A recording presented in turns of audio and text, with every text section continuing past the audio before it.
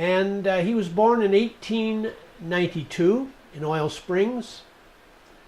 Worked here. In fact, he worked in the local butcher shop as a teenager. That shop is still there, not as a butcher shop. In 1914, it was actually 1915, he joined the 70th Battalion of the Canadian Expeditionary Force in Petrolia, and then was sent to London for training, and a few months later was shipped overseas with the 70th Battalion, which then joined up with the 18th Battalion and served for some 3 years to the end of the war. He was wounded at one of the major battles, came back, and on return to Oil Springs, he purchased an oil property with some 38 oil wells. I believe that property now is owned by the Morning Stars.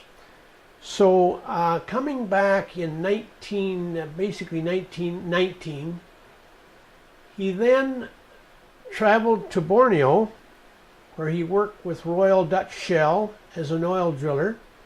Why did he go out there? I think he was looking for a job to do. Plus, with the influence of all those others that went before him, because as you know, a lot of the drillers were going out in the late 1800s. Before the turn of the century, they were already going overseas. He returned to Canada in 1925 and had been corresponding with his future wife, my mother, Ola Cecilia Heffernan of London. So they were married in 1925, then went back by ship, which is the way you traveled then, to Borneo. And I can remember my mother saying, because she made more than one trip back and forth, she said when she really got seasick, she would prefer to die than continue on. But anyway, that was just a little side issue. My father then returned, having worked, as I say, for Royal Dutch Shell, and something I must say about that company. Even all those years ago, they had what was called a Provident Fund. A Provident Fund was where if you save money and you put in, we'll say $100 a month or whatever, the company matched it.